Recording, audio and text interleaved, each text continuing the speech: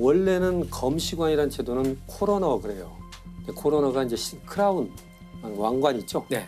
이 크라운에 변형된 말이 코로나예요. 네. 왕실에 귀속된 재산을 관리하는 사람이에요. 또는 누가 사망하거나 살인하면 임자 없는 재산을 왕실로 귀속시키기도 하고. 이제 영국에서는 그런 사람들이 판사 역할을 했죠. 검시 판사 역할을. 근데 미국으로 오니까 미국은 워낙 인적 인프라가 적잖아요. 그러니까 코로나 제도는 들어왔는데 임명할 사람이 없으니까 그냥 일반인을 임명을 해요. 그러니까 일반인이고 농부가 하기도 하고 장례업자가 하기도 하고. 근데 이 사람은 일반인이잖아요. 중요한 건 법적 권한을 갖고 있죠. 그러니까 이 사람들이 이 시신을 딱 보고 자기 마음대로 평가를 하고 자기가 또 임명한 위원회를 통해서 그냥 정리를 해버려요. 어떤 코로너들이 어린애 신생아, 아주 어린애가 사망한지 발견되니까 자기들끼리 심사를 하고 처리를 하고 돈을 수당을 돌려받고 이 시신을 또 저쪽으로 옮겨요. 또 그래 거기서 자기들끼리 또 해서 돈을 받고. 저런. 그런 식으로 돈벌이로 아주 전락을 해서. 불과 100년 전에. 그렇죠. 네. 예. 부패가 너무 심할 수밖에 없는 현실이에요. 그러니까 그런 일이 있어서 보스턴 지역에서는 검시관 사무실을 처음 만들었어요. 미국에서 최초로. 그 검시 사무실에 병리를 마치고 거기 있었던 거예요. 네. 그래서 거기서 이런저런 대화를 해요. 그러다 보니까 죽음에 대해서 억울한 사건들. 그러니까 보니까 아니 무슨 죽음에 대해서 이렇게 허술한 건가? 뭐 죽음이 무슨 장사인가? 이렇게 되면 앞으로는 어떻게 되지? 하고 문제의식을 가진 거예요. 그러니까 나도 한번 검시소를 데려가줘. 따라가서 이제 부검을 보고 인체를 보고 그 오빠가 하는 일을 보니까 야 이건 참 의미 있는 일이다. 그런데 그 순간에 이 매그네스가 뭐라고 그러냐면 자기는 부검을 하고 검시를 하면서 인간 장기의 아름다움에 매료됐었다. 그런 표현을 해요. 그러니까 그 인간 여기서부터 좀 이상해지는데? 그게 좀 이해할 수 있는데 네. 이 사람이 얘기하는 건 뭐냐면 무한히 계속적으로 살아 움직였던 장기가 어느 순간 멈춘 거잖아요. 네.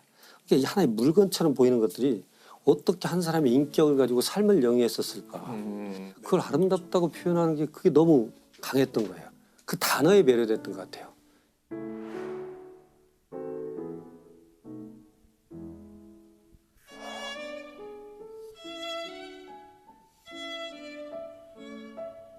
근데 아름답다는 그 표현이 언제나 감동을 주는 것 같긴 해요. 네. 제가 종종 이제 강의를 하다가도 야, 이 수식이 얼마나 아름답냐. 근데 이건 진짜로 하는 얘기거든요. 네. 그렇죠. 대칭성이나 더 이상 넣고 뺄 수 없다는 완결성 때문에 볼 때마다 아름답다는 생각이 드는데 이건 뭐 어떤 음악이 아름답다거나 어떤 그림이 멋있다 못해 아름답다거나 그 글도 단어 외에는 쓸 방법이 그렇죠. 그러니까 형용하기 사실 어려운. 네. 아까 좀 기이하게 들리긴 했지만 그, 전 무슨 말인지는 알 것 그 같아요. 표현이 네. 주는 어떤 무게가 있어요. 네, 네. 그런 것 같아요. 이 프랜시스가 그래서 자기가 봤던 그 장기의 아름다움에서 아름다움. 그림으로 그린 해부학책을 써요. 네.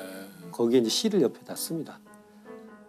시까지 쓰셨어요. 여기서 시 이게 뭐냐면 인체 복부의 이제 장을 표현하는 거예요. 보면 이분이 그렇게 씁니다. 배를 열어보아라. 그러면 꼬아지고 비틀린 장이 보일 것이다. 벨벳처럼 부드러우면서도 부채살처럼 강하게 너를 지탱하고 있는 견고한 장관막을 보아라. 이런 표현이거든요. 그게 좀 어려울 수 있지만 사상 최초의 해부학 시네. 네, 새벽 시죠. 이게 그 이제 뒤로도 어떤 없었을 것 같아요. 사행시처럼 만들어 놓은 거예요. 근데 이렇게 배를 열어보면 장만 막 꼬여 있어요. 장이 근데 서로 꼬이면 죽어요.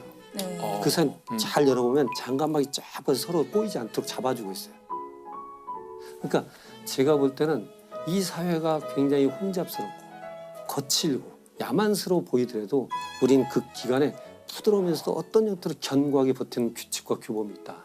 뭐 이렇게 은유적으로도 볼 수 있는 형태. 그러면 또 뭐 정강이뼈가 나와요. 정강이뼈, 종아리뼈 뼈 두 개 네. 있잖아요. 네. 하체. 너는 나의 기억과 추억과 나의 사랑을 들어올리고 있구나. 너가 없다면 나는 단순히 하나의 머리와 굴러다니는 발일 뿐이야. 라는 그런 표현을. 정말 사랑하신 것 같아요. 네, 네. 인체를. 사랑의 시를 장기에다 바친 건데 네. 근데 그 시를 썼다는 것부터 딱 보면 저분은 삶, 죽음, 몸을 생각하는 방식이 남달랐던 것 같아요. 그렇죠. 예. 장기 하나하나를 따로따로 어떤 사랑의 대상처럼 묘사하잖아요. 네, 네, 네. 독특한 정신 세계를. 원래 이게 사실은 그 서양의 과학의 핵심이죠. 음. 그 환원주의라는 거잖아요. 네. 최대한 나눠봐서 쪼갤 수 없는 데까지 간 다음에 이거 하나를 딱 보면은 이건 이제 이해하기가 쉬우니까 인간은 수많은 장기와 부분된 이런 기관들의 조립이고 이제 그런 시각을 가진 사람이 사람을 해부해서 보면 각 장기들이 하나하나 다 사랑스럽고 아름답게 뷰티풀하게. 네. 보일 수도 있지 않을까. 근데 진짜 부검을 시작하시기도 하고 아니요. 그러셨나요? 이분이 이제 잘못 얘기되는 것이 법의학을 시작한 법의학자가 아니고 법률제도 이런 걸 전체를 바꾸려고 했던 사회개혁자로 보면 돼요. 사회개혁가. 죽음에 대한 부분은 내가 이 사회 제도를 바꿔야겠다. 그래서 생각한 것이 세 가지를 생각하는 거예요. 법률 바꿔야겠다. 교육제도를 개선해야겠다. 그다음에 경찰을 훈련시켜야겠다. 세 가지가 있어야만 죽음에 대한 한 사회의 나름대로 완결구조가 생기겠다라고 생각을 하죠.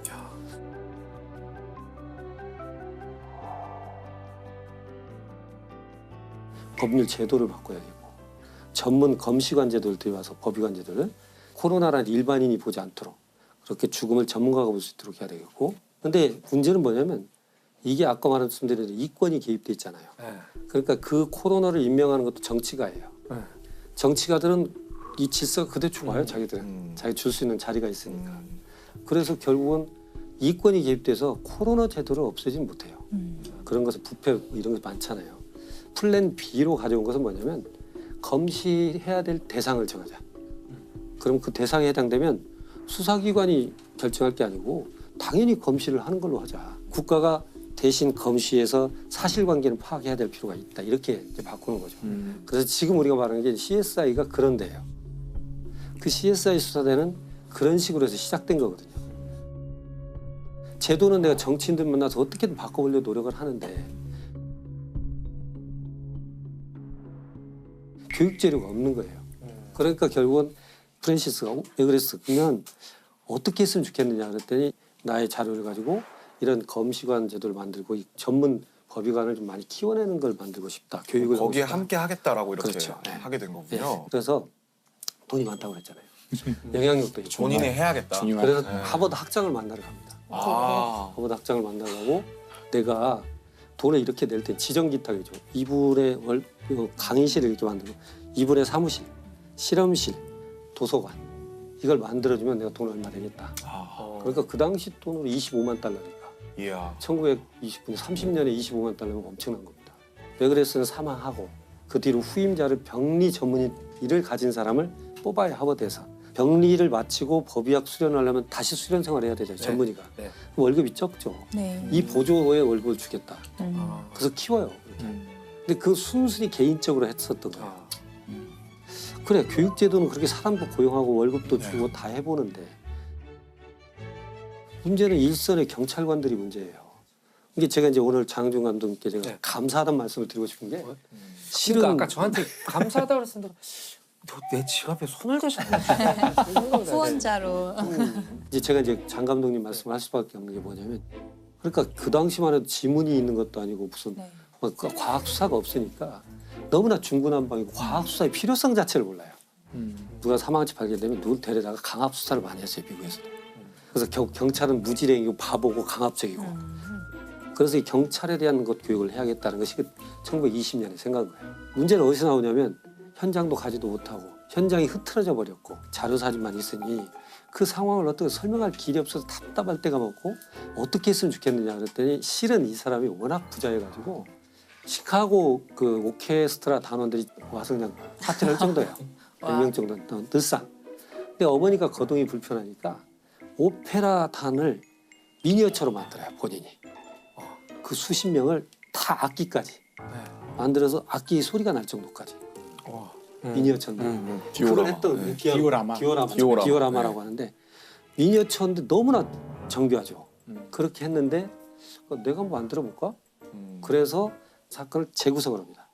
그 집을 똑같이 만들고 그리고 사건 하나를 재구성하는데 이렇게 침대니 다 만듭니다.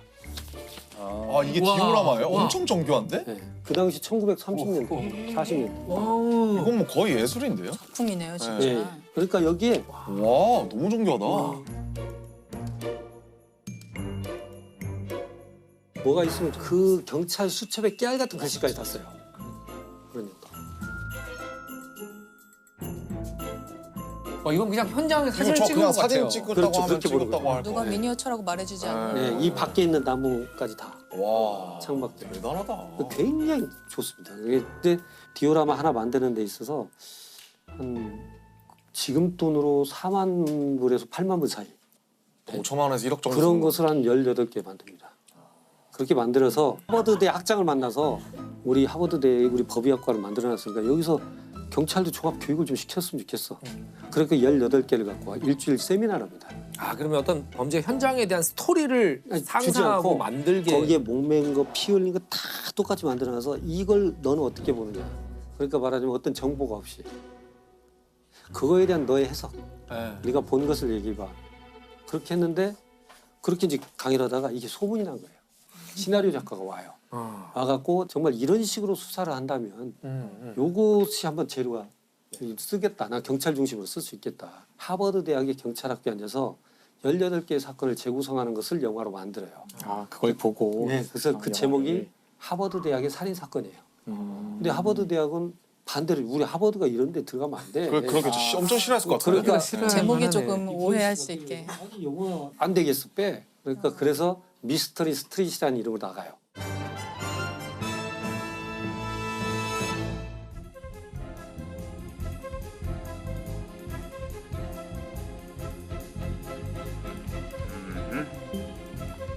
Length and width, all right. With less pronounced muscular attachments. 최초의 영화가 나가서 그게 아카데미 각본상 후보까지 올라가요. 아, 미스터리. 그렇게 해서 이것이 동기가 돼서 그렇게 이어진 게 CSI예요. 수천 페이지짜리 논문을 발표하는 것보다 의협이나 변호사들 많고 수백 번의 강의를 하는 것보다 한 편의 영화가 대중의 인식을 높이는데 더 큰 효과를 발휘하더라. 한 편의 영화가 우리나라 같은 경우는 최초가 우리 사인이라는 드라마예요. 드디어. 드디어 CSI 기다리던.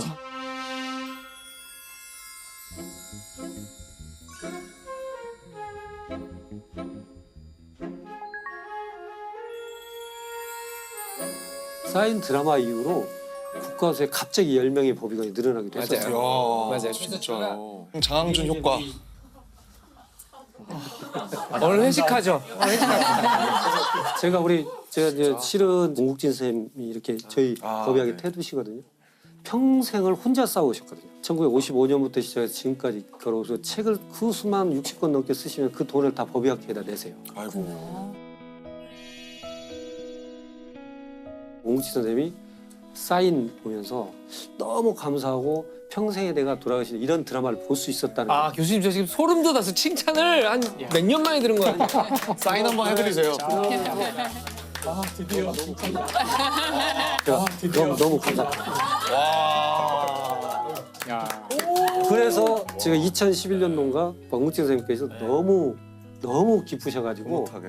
당시에 사비를 1,000만 원을 주세요. 우리 사인 드라마에 대한 상패와 상금을 드렸어요. 이게 맞아요. 사비예요. 그 삽인지는 몰랐어요.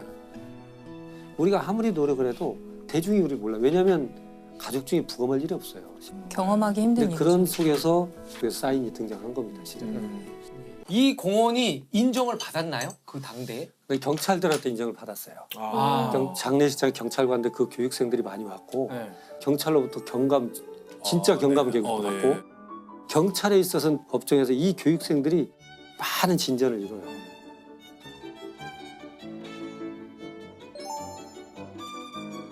프랜시스를 보면서 정말 남부러울 것 없이 살았던 이 일반인이 한순간에 느낄 정도의 문제점인데 우리 미래를 바꿀 인간 이 주제를 듣고 고민이 많으셨다고 들었어요. 일단 여기서 미래는 과연 어떤 미래인가를 생각을 하다가 네.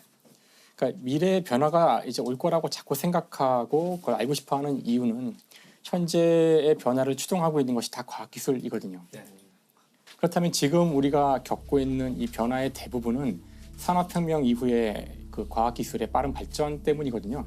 그래서 미래 얘기 나오면 무조건 과학기술. 아마 우리가 오늘 여기 갈다에 온 것도 그렇죠. 미래가 바로 이 과학과 연결되기 때문에 왔다고 저는 생각해요. 그래서 제가 다시 또 이 상황에서 그걸 주도하는 과학자나 기술자 이야기를 또 하는 것보다는 좀 생각을 다르게 해보자고 저는 과학자가 아니에요. 접근을 좀 다르게 해봤고요. 그래서 이렇게 변화가 오고 특히 그 변화가 우리한테 과연 좋은 것일지 나쁜 것일지에 대해서 의견이 분분하잖아요.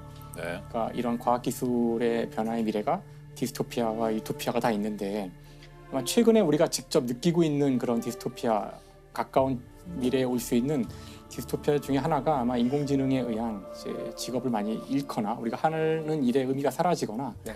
이런 걱정들도 많이 하시는데 이런 상황이 올 때 우리에게 우리는 과연 그런 미래를 어떻게 맞이하는 것이 좋을까? 이런 것에 대한 답은 놀랍게도 이 질문에 대한 답을 준 사람이 미술가가 아닐까라고 생각을 해봤어요. 아, 미술가. 그래서 그 마르시엘 듀샹이라는 디시아?